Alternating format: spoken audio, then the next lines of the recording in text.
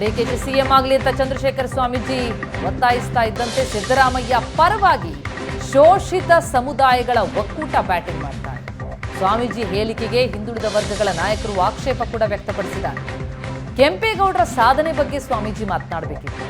ಕೆಂಪೇಗೌಡರ ಜಯಂತಿ ರಾಜಕೀಯ ಉದ್ದೇಶಕ್ಕೆ ಬಳಕೆಯಾಗಿದೆ. ಚುನಾವಣೆಯಲ್ಲಿ ಸ್ವಾಮೀಜಿ ಯಾವ ಪಕ್ಷ ಬೆಂಬಲಿಸಿದ್ರು?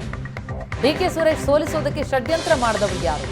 ಪಕ್ಷದ ಆಂತರಿಕ ವಿಷಯಗಳ ಬಗ್ಗೆ ಹೇಳಿಕೆ ನೀಡಬೇಡಿ, ಸಮುದಾಯಗಳ ಮಧ್ಯೆ ದ್ವೇಷ ಬಿತ್ತೋ ಕೆಲಸ ಮಾಡಬಾರದು ಅಂತ ಹಿಂದುಳಿದ ವರ್ಗಗಳ ನಾಯಕರು ಸ್ವಾಮೀಜಿ ಹೇಳಿಕೆಗೆ ಆಕ್ಷೇಪ ವ್ಯಕ್ತಪಡಿಸಿದ್ದಾರೆ.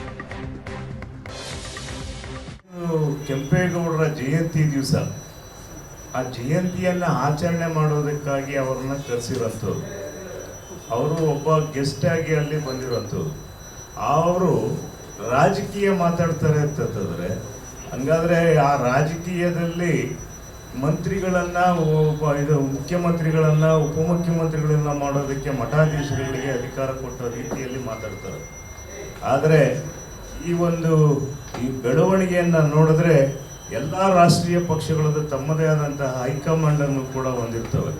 ಆ ಹೈಕಮಾಂಡ್ ನಿರ್ಧಾರ ಆಗಬೇಕು ಮತ್ತು ಪ್ರಜಾಸತ್ತಾತ್ಮಕವಾಗಿ ಆಯ್ಕೆ ಆಗಿರೋಂತಹ ಮುಖ್ಯಮಂತ್ರಿಯನ್ನು ಬದಲಾವಣೆ ಮಾಡಬೇಕು ಅಂತಂದರೆ ಶಾಸಕರ ಅಭಿಪ್ರಾಯವನ್ನು ಕೂಡ ಸಂಗ್ರಹ ಮಾಡಬೇಕಾಗ್ತದೆ.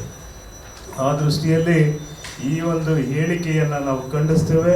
ಅದರ ಜೊತೆಗೆ ಈ ಶೋಷಿತ ಸಮುದಾಯಗಳ ಏನು ಮುಖ್ಯಮಂತ್ರಿಯಾಗಿ ಮುಂದುವರಿಬೇಕು ಇವರು ಅಂತ ಅನ್ನೋದನ್ನು ಕೂಡ ನಾವು ಸ್ಪಷ್ಟವಾಗಿ ಹೇಳೋದಕ್ಕೆ ಬಯಸ್ತೇವೆ.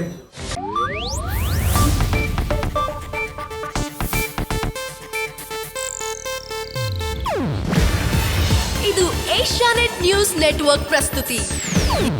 ನೀವು ನೋಡ್ತಿದ್ದೀರಾ ಏಷ್ಯಾನೆಟ್ ಸುವರ್ಣ ನ್ಯೂಸ್.